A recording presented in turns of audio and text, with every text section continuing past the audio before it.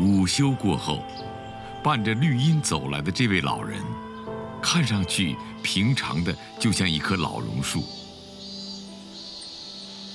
读书、看报、听广播，这样淡然的一幕是李延年生活的常态。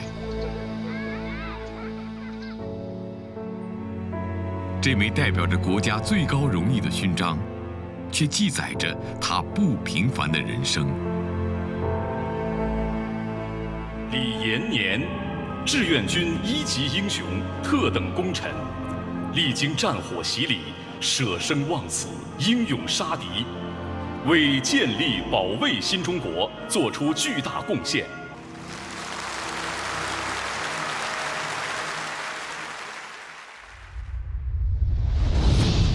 1951年秋天，朝鲜战场2天1夜的血战后，时任政治指导员的李延年所在连队共203人，有155人倒在了阵地上。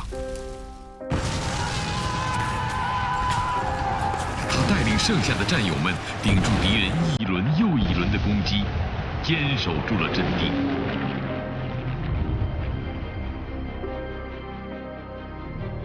91岁的李延年，是8位共和国勋章获得者中唯一一位志愿军老战士。这也是祖国对那一代英雄儿女的崇高致敬。中国人民始终没有忘记，谱写了气壮山河的英雄赞歌，创造了人类战争史上以弱胜强的光辉典范的志愿军将士，以及所有为这场战争的胜利做出贡献的人们。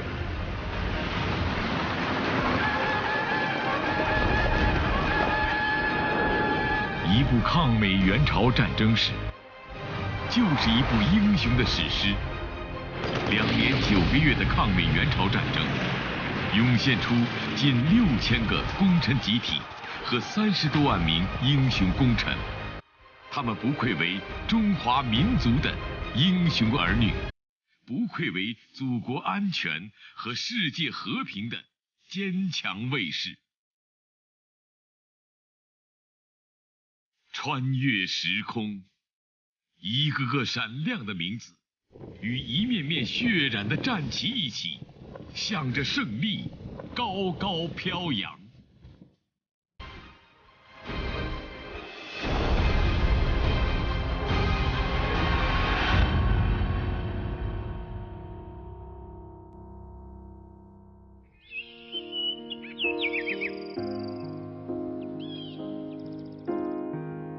70年的岁月，足以改变一个城市的容颜。假如战斗英雄曹玉海还活着，也许已经很难再辨认出这座自己唯一一段爱情萌芽的城市。这张照片呢，是曹玉海同志28岁左右拍摄的，大概是在汉口拍摄的。年轻英俊呢，早就蓬勃。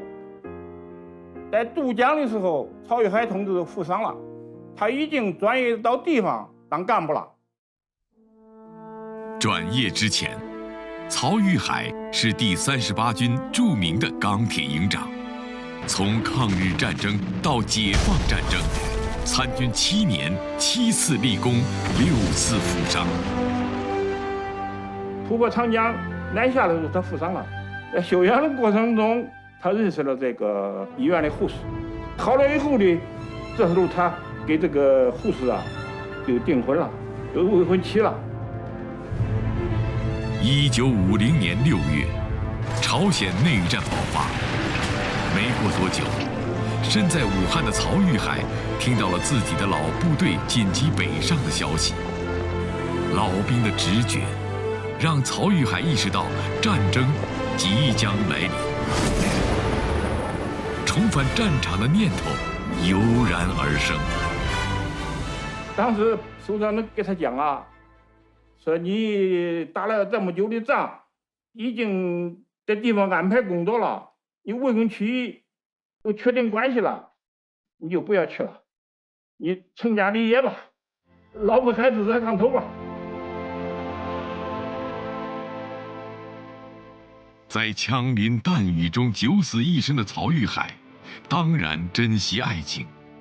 从小就是孤儿的他，比别人更加渴望家的温暖。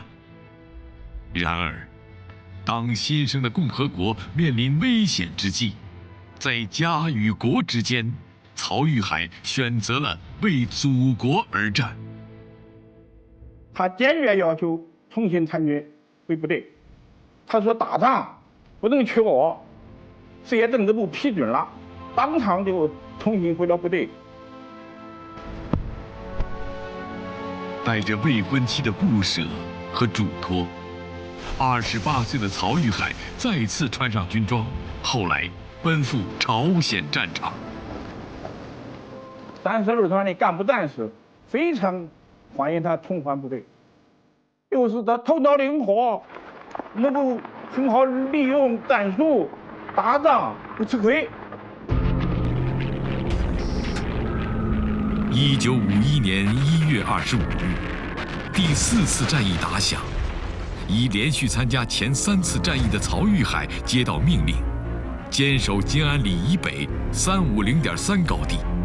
这个高地是通往汉城的咽喉要地。如果这个350.3这个高地不保，那么就正面呢有7、8里地啊，它的左右的毗邻阵地啊都要失守，所以它是一个战略要点。此时的曹玉海是第38军第114师第342团1营营长。紧急关头，好钢又一次用到了刀刃上。那一战持续了7昼夜，美军骑兵第1师硬生生被挡在了阵地前。阵地上只有10几个人了，而且有很多都负伤了。这时候，32团的政委给师政委打电话，他们的意见是把1营撤下来。曹玉海同志说不要换，负伤的伤员都不能走动，没有救护力量，撤不下来。我不是丢下部队，不是丢下伤员上。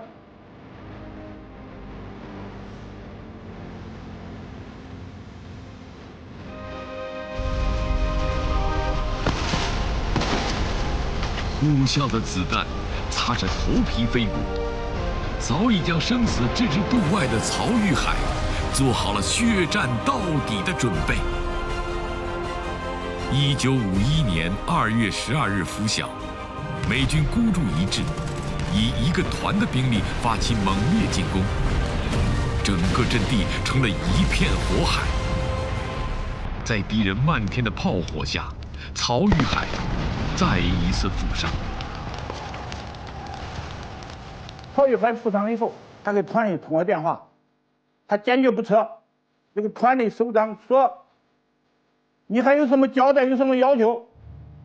他提出来，请你关照我的未婚妻，我和他的恋爱关系一定要保密，让他没有这个纠葛，让周围的同志不知道。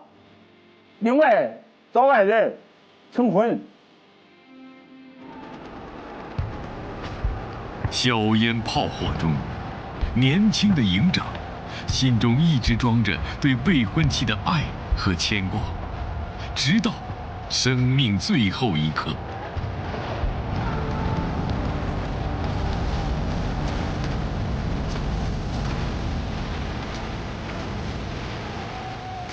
曹玉海端起枪冲出掩体，在短兵相接的激战中，他连中2弹，壮烈牺牲。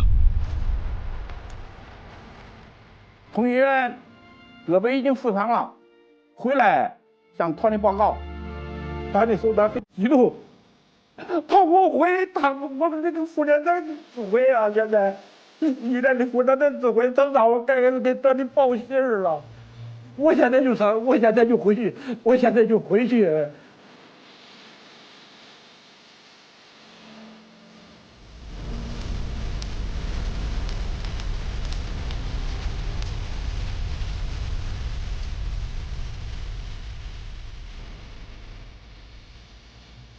一营在曹玉海的指挥下守住了阵地，曹玉海被授予志愿军1级英雄，追记特等功。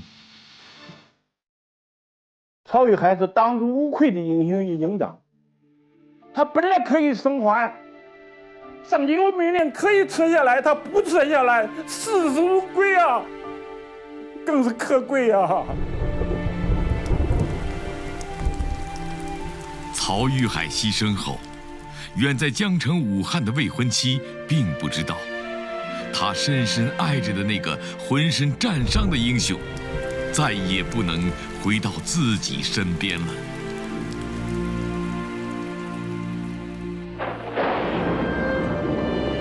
与曹玉海一样，与爱人诀别，把同是28岁的生命永远留在异国他乡的，还有毛泽东的长子毛岸英。拿着他那个照片，穿的那个志愿军的衣服，说：“哎呀，他是到哪儿去了？”这拿来就给我看，我一看就傻眼了。到那儿去了，结果这么长时间没有消息，我就不放心，因为我一点精神准备都没有，不知道他到前线去。1950年11月25日，美军飞机突然轰炸志愿军司令部，担任机要秘书的毛岸英壮烈牺牲。当时，志愿军正向敌人发起第2次战役。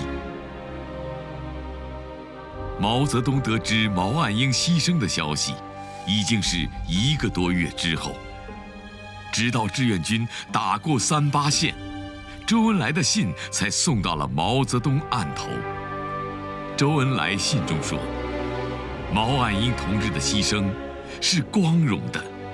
胜利之后，当在大鱼洞及其他许多战场多立些纪念中国人民志愿军的烈士墓碑。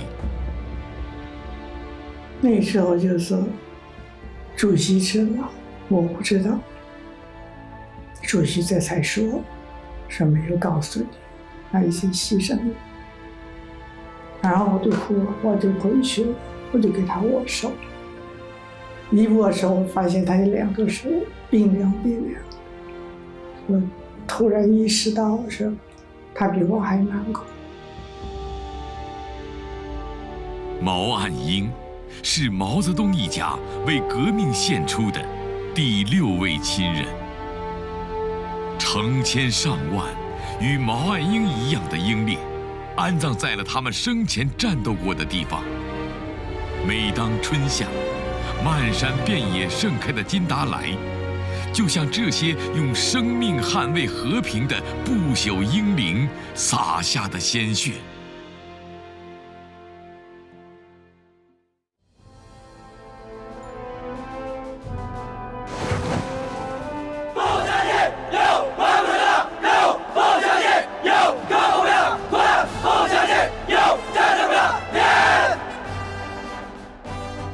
每天清晨，这段响亮的口号都会从这座军营中传出。这里就是志愿军特级英雄杨根思生前所在部队。在枪林弹雨的战场上，面对气焰嚣张的强大敌人，人民军队曾经发出了3个不相信的英雄宣言。在革命战士面前，不相信有完不成的任务，不相信有克服不了的困难，不相信有战胜不了的敌人。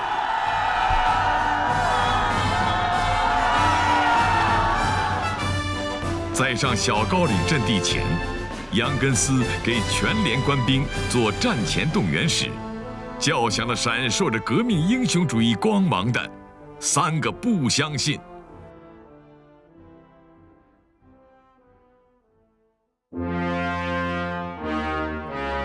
当穿着鸭绒服的美军士兵享用着感恩节的丰盛晚餐时，杨根思带领连队冒着长津湖零下30多摄氏度的严寒，在大雪纷飞的山谷间忍着饥饿艰难前进。冻僵了，这个脸都半个你，我摸脸你摸我，哎呀，你那个脸咋了？啊，像石头一样的。那你摸我呢，也是一样的。这一步都困难，再加上都是有我。89岁的杨德胜老人是杨根思生前的战友。一张白纸，一支笔。70年前，杨德胜和战友们用鲜血和生命坚守的阵地，1分钟后便跃然纸上。这是杨德胜老人记忆深处的精神高地。小高岭就是说1007高地下面，长津湖呢是在对面，这个地形啊都看得清楚。都说连长也没有成家，那个后代都没得，都是提到惋惜。小高岭，杨根思最后的战场。直到今天，扎进泥土下层层叠叠的弹片，仍然阻挠了草木的生长，用荒凉诉说着当年战斗的残酷。1950年11月28日，杨根思带领连队奉命坚守长津郡下碣隅里外围1071.1高地东南小高岭，负责切断美军南逃退路。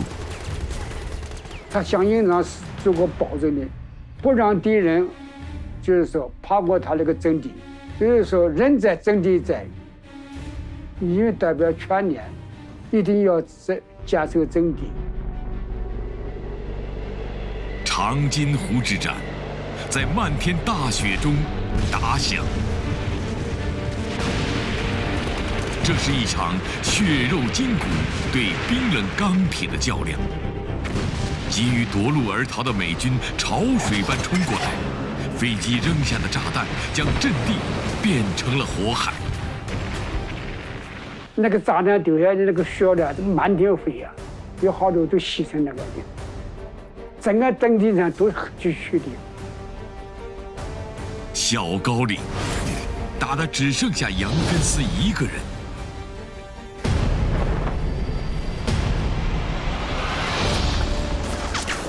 美军蜂拥而上，杨根思在阵地上找到了最后的武器，一个5公斤左右的炸药包。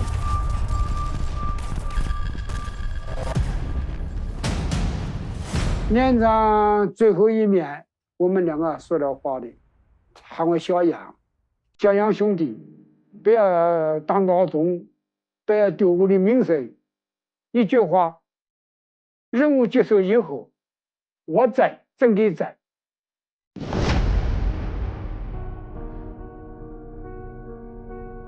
相邻的阵地上，战友透过弥漫的硝烟，看到了震撼人心的一幕。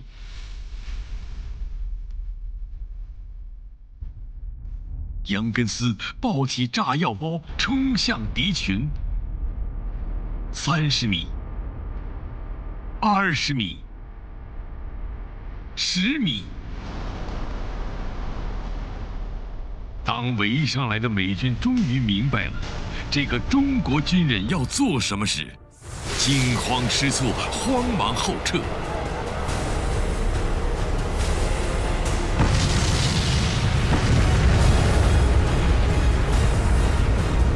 一声巨响，惊天动地。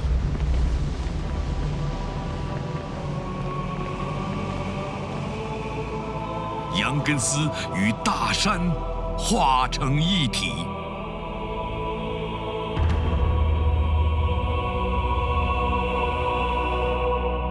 连长的牺牲确实可惜，当时就觉得这不该他的牺，他可以完全下来，但是为了完成任务坚持到底，是吧？所以阵地没有被敌人夺走，他坚持了，胜利了。28岁的杨根思将鲜血洒在了小高岭上，他用生命诠释了人在阵地在的铮铮誓言。1952年5月9日，杨根思被授予志愿军特级英雄，追记特等功。人民军队序列从此又有了一个以英雄名字命名的连队——杨根思连。悠悠岁月，英雄从来没有离开。2019年6月，杨德胜老人回到自己战斗过的杨根思连，在老连长的雕像前久久伫立。青天下雷敲金鼓，大海扬波作河声。今天，这首致敬志愿军的英雄赞歌，已经成为不朽的经典。词作者是曾经写过《东方红》的著名诗人龚木。那是1963年，他们3个人然后去到了祖父家里，武昭帝就提出来说，我们有这样一部电影，想让您来作词。当时讲了一遍故事情节，就是他一讲到这个画面的时候，那就激情澎湃了。然后他花了1晚上的时间，就一气呵成4段歌词。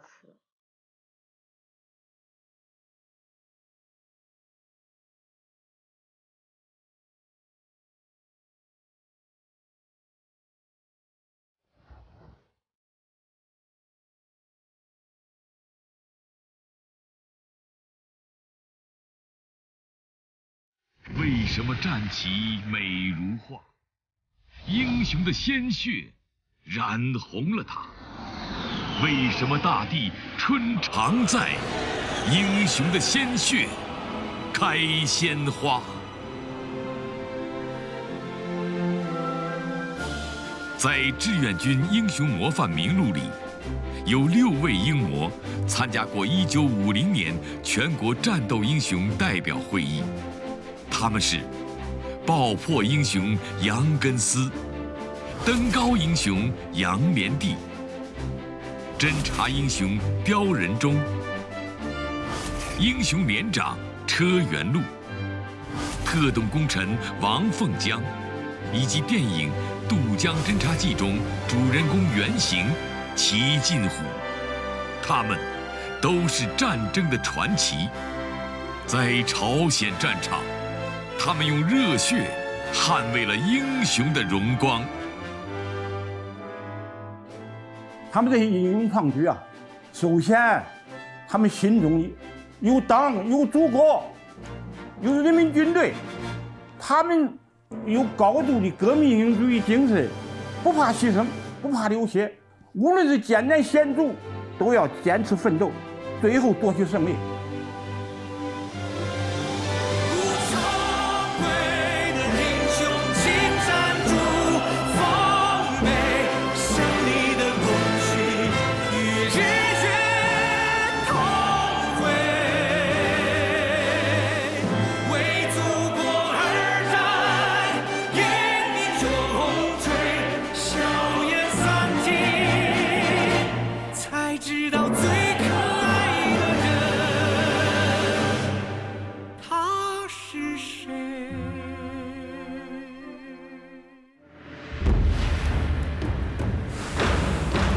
重庆铜梁，中国龙武之乡。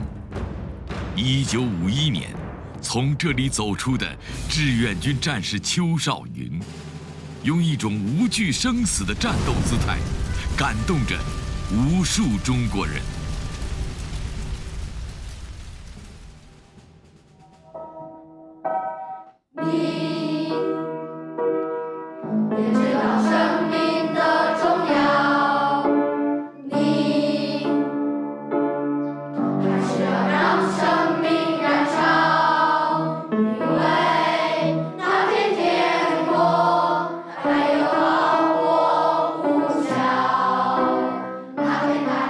少云小学的音乐课上，这首荡气回肠的歌曲真实地传颂着志愿军1级英雄邱少云的故事，向一代代生长在和平年代的孩子们诠释着什么是革命英雄主义，什么是大无畏的牺牲精神。这支烧焦了的冲锋枪，把我们带回到1952年10月的那场战斗中。我在86团，他是87团的，要占领这个391，要9连，要上去，在敌人那个阵地前边潜伏1天，因为白天不能走，都在这个草地里趴着。为了夺取金华以西391高地，志愿军1个营部率2个连潜伏到敌人阵地前沿，邱少云就隐蔽在敌人眼皮底下。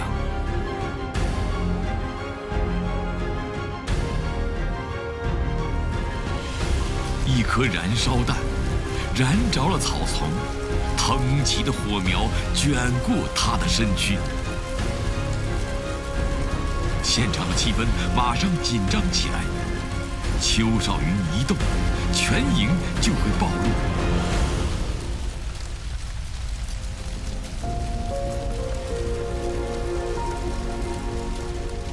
30多分钟的时间里，年仅26岁的他，就像一尊雕像，伏在原地，任凭烈火烧焦棉衣和身体，直至壮烈牺牲。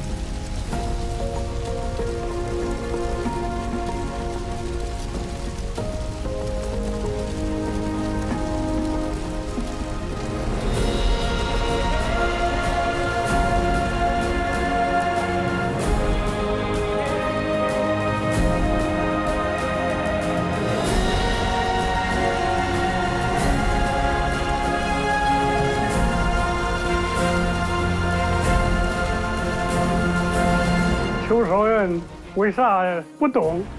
就是为了这个连能来敌人这个阵地夺回来，为了胜利。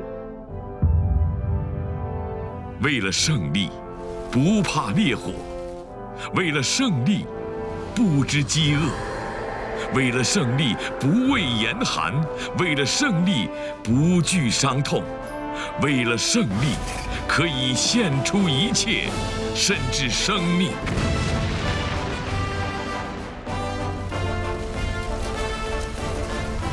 为了胜利，邱少云在烈火里永生。同样，为了胜利，8天之后，黄继光英勇地扑下了敌人的机枪射击孔。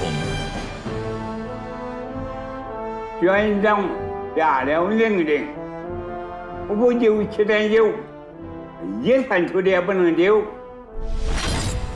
你们只许前进，不能后退。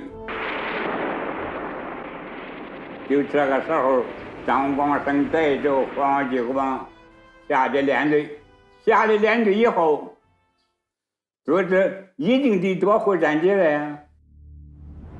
这是1952年10月20日的拂晓前，上甘岭战役第6天，敌人设在山顶上的火力点，压制志愿军部队不能前进。为了占领阵地，上级命令黄继光和战友负责爆破任务。还有9个人，3个狗都牺牲这个前沿阵地了。连长万福来在眼睛珠子都挤出来了，这个怎么办啊？就在这个时候，黄继光报了兵了，我去。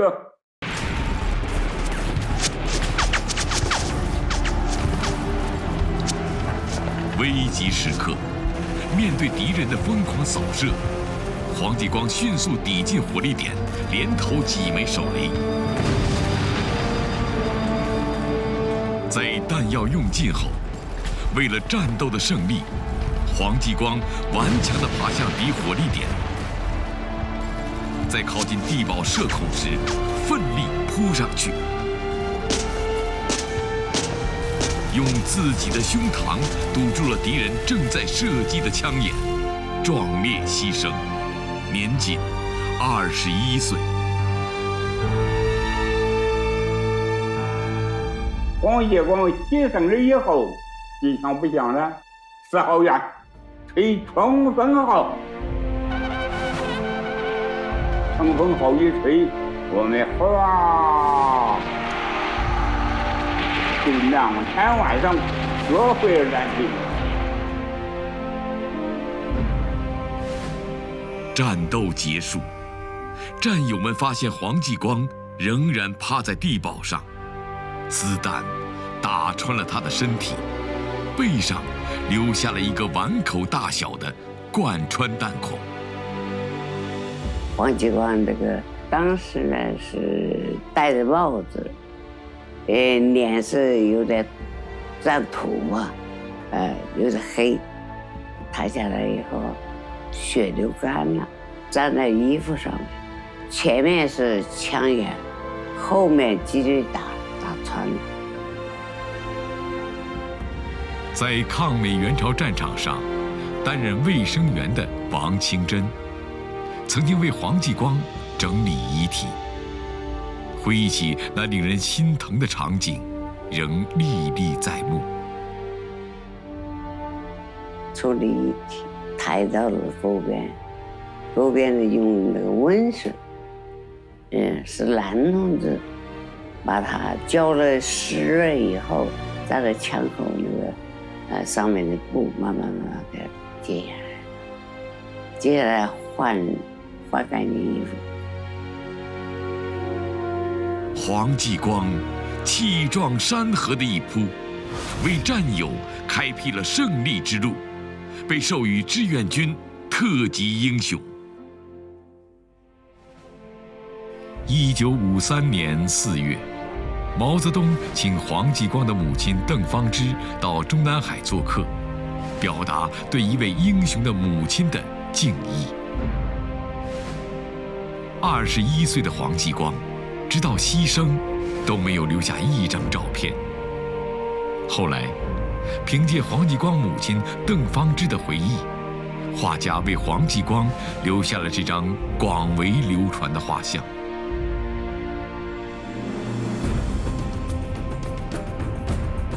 今天的四川省中江县城里，在静静流淌的凯江之滨，家乡父老建起了这座黄继光纪念馆。一件件遗物诉说着英雄的传奇。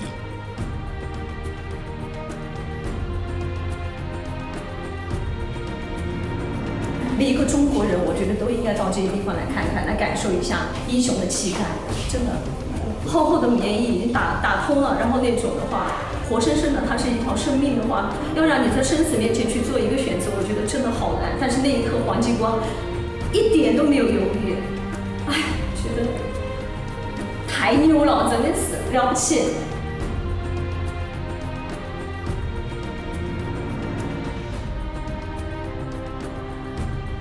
抗美援朝战争，中国军人以英雄气概赢得了胜利，也以无畏精神赢得了对手尊重。We were very respectful of the Chinese because they had done an incredibly effective job of defeating American army. We were quite respectful of the Chinese army.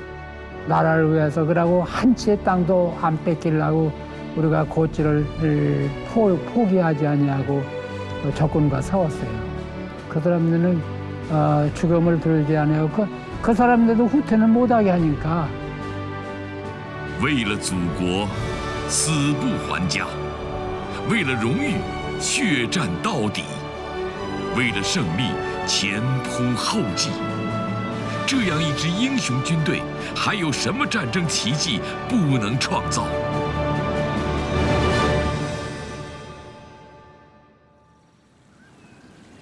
坐落在9曲黄河边上的这座小县城，是抗美援朝战斗英雄刘光子的家乡。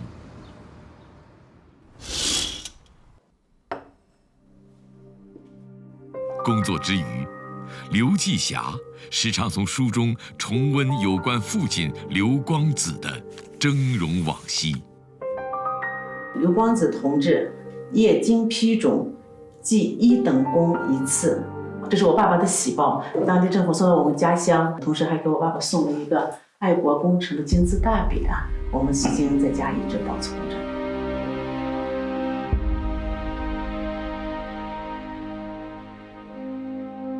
泛黄的证书和老物件，记录了一段令人肃然起敬的英雄往事。1951年4月22日，第5次战役打响。此时的敌军地面作战兵力已达34万人。雪马里一战，英第29旅遭志愿军第63军第187师重创，在围歼英军格洛斯特营的战斗中，发生了这样一幕：战斗小组长刘光子正沿山梁搜索前进，突然发现了一群正在溃逃的英军。看那么多的怎么办呢？他就说：“一人往左边。”二营往那边，他有意那么说啊，实际上就他一个人。完了以后，跟我冲！刘光子急中生智，毫不犹豫冲上前，向100倍于己的敌人发起攻击。他用冲锋枪扫射，用手雷炸，打得已成惊弓之鸟的英军晕头转向，纷纷举手投降。有一个人想拿枪要开呀，刘光子就开了一枪，把那一片压倒了，好，那么就老实了，就去的走。就这样，刘光子一个人抓了一大片俘虏。刘光子是人们最感动的一个，因为我们63军嘛，他抓了63个俘虏，特巧，哎呀，我们都挺佩服他的。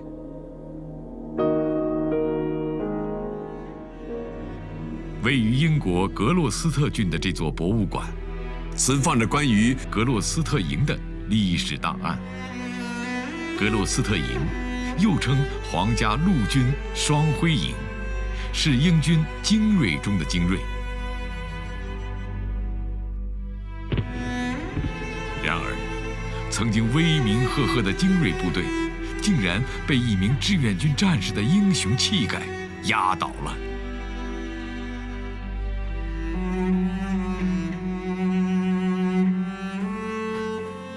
92岁的格洛斯特营老兵比尔·福克斯，时常想起在朝鲜战场度过的那3个寒冬。但让他记忆最深刻的，是被中国志愿军俘虏的那一幕。And I could hear the earth above me moving, so someone's moving, that's me moving my feet. Because I was on the back looking up. And looking up, and he just got this Chinese soldier's face. I don't know if he was too shocked he was, or I was, and everything like that. But I know I went up with my hands up straight away, Tosho.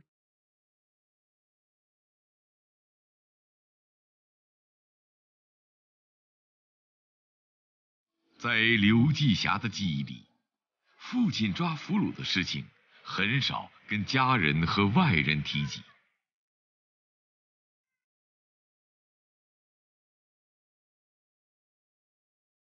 想起他活的时候，我在给他洗脸、擦脸，很多生活的细节都在我的脑海里。比如说，我经常要给他洗脸、绞指甲。我对我的父亲真是每一次认识和想法都是不一样，感情的投入也是不一样。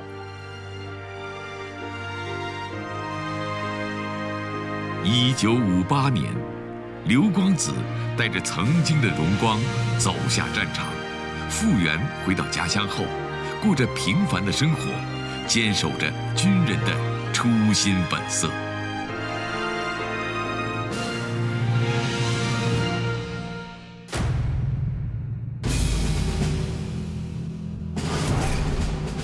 这是一把苏联1944年生产的莫辛纳甘步枪。志愿军第24军战士张桃芳，就是用这把步枪，在32天内以442发子弹击毙214名敌人，创造了抗美援朝战场冷枪杀敌的最高纪录。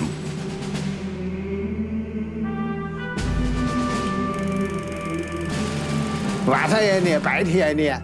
白天就这装个目标，练了以后激发看到军心和那个目标动不动，对吧？晚上就装那个油灯。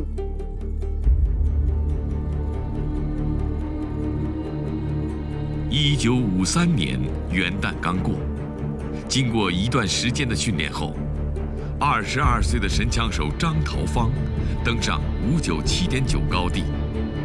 那是3个月前黄继光洒尽热血掩护战友夺回的阵地。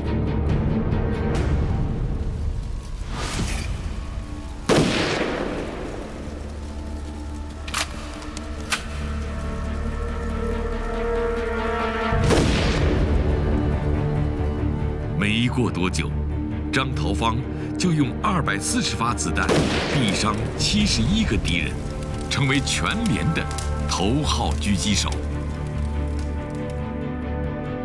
张桃芳的战绩传到第24军军长皮定均的耳中。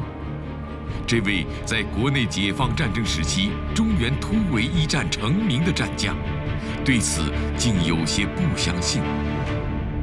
开始皮定均不相信，问师长，师长说确实是，他说你说是不是不行。当时一个参谋带着这个皮靴进来了，他跟参谋这么说的：如果你这个看的是真实情况，你就说我这个皮靴是讲给他的；如果不是，给我带回来。作战参谋带着皮靴来到了前沿阵地，亲眼见证了神枪手的实力，一枪一个准儿。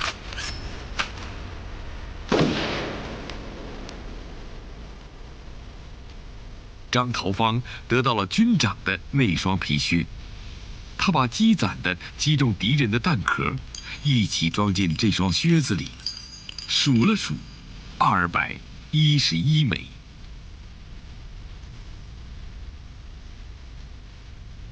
皮定均勉励他说：“既然你是第214团的，能不能再干掉3个敌人，凑齐这个数？”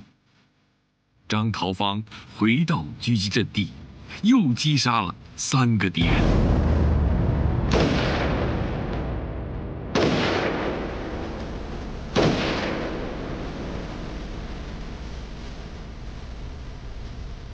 后来，张桃芳被中国人民志愿军授予2级英雄。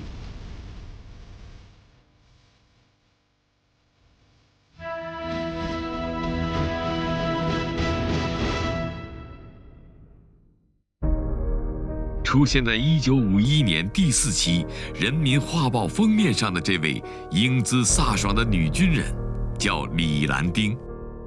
当这一期《人民画报》出版的时候，李兰丁正带着手术队战斗在炮火纷飞的朝鲜战场。But even before contact is made, the injured may be evacuated from the drop zone by air. 朝鲜战场上，美军大规模使用直升机抢救伤员。仅1950年12月，就有6352名伤病员从朝鲜战场被转运到后方。美第8集团军司令官范弗里特记述，中国军队医疗设备简陋，万不能和我们的医疗队、前线救护站以及完善的后方医院相比拟，但是他们永远是向前作战，奋不顾身。飞机炸的厉害，一个接一个，好家伙，一个接一个的，这一排人都跑不了。结果那个伤员就说：“大妹子，赶快走吧，别收拾我们了。”有的负了第2次伤的，就在屋里头。我最多收的是20-30个人吧，有重的6-7个。那一年，作为医护人员走上朝鲜战场的伍凤华，只有19岁。为了尽可能挽救更多伤员的生命，志愿军医护人员只能将手术台1米1米地推向前沿。由李兰丁担任队长的志愿军手术队，跟随大部队从鸭绿江畔一直到汉城，在200多天的时间里，进行了1200多次手术。那时候就也不知道什么死不死的，那时候就想的不多。你像我15岁上，我入的党，16岁上当的兵。和伍凤华一样，同为医护人员的王清真，那一年只有15岁。回想起70年前朝鲜战场救治伤员的一幕幕，王清真老人依然记忆犹新。冲啊杀，冲啊，有的说梦话，有的是脑子那个冲啊杀，都是那伤员都是。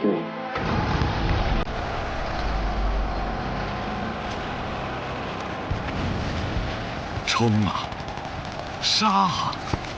一声声血脉奔张的呼喊响彻山谷。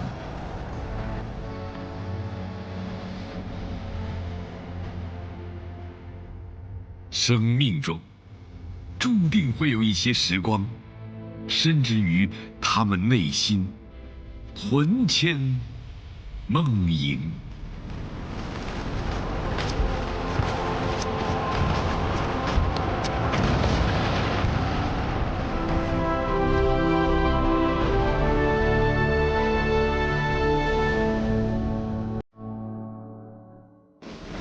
这张照片真实地反映了当时的救护情况。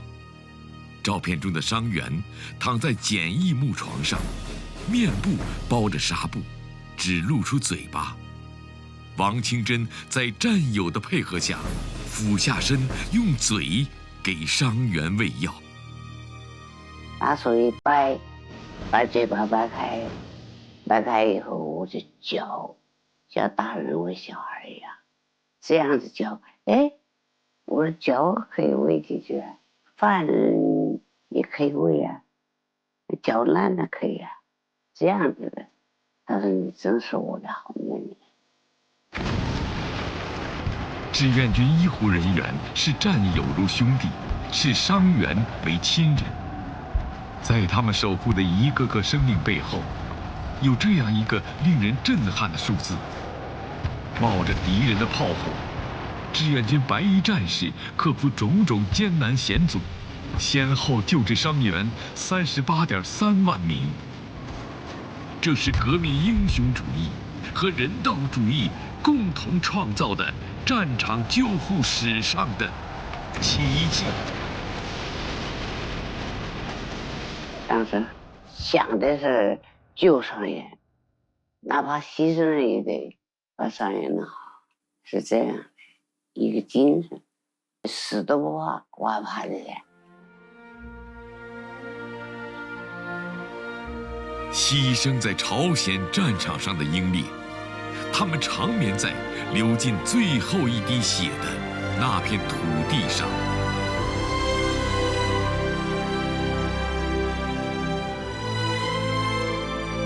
1958年3月，志愿军撤离朝鲜前夕，黄继光的弟弟黄继树专程来到上甘岭，将一捧浸染了哥哥鲜血的泥土带回家乡。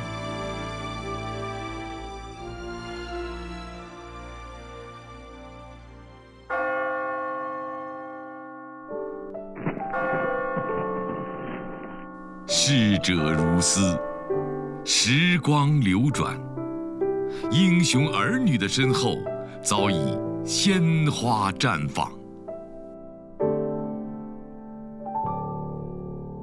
北风吹起，芦花飞舞满天霜。英雄出征血洒万里疆场。茫茫明月高高山岗上，到处都把他们的故事轻轻传唱。习主席给我把沉甸甸的红蓝纸带的时候，我感觉很光荣，是人们群众牺牲流血，我是代表他们来带的。今天日子这么好，怎么来的呢？是过去一些牺牲流血的战士用生命和鲜血换来的，所以今天要继承英雄们的意志。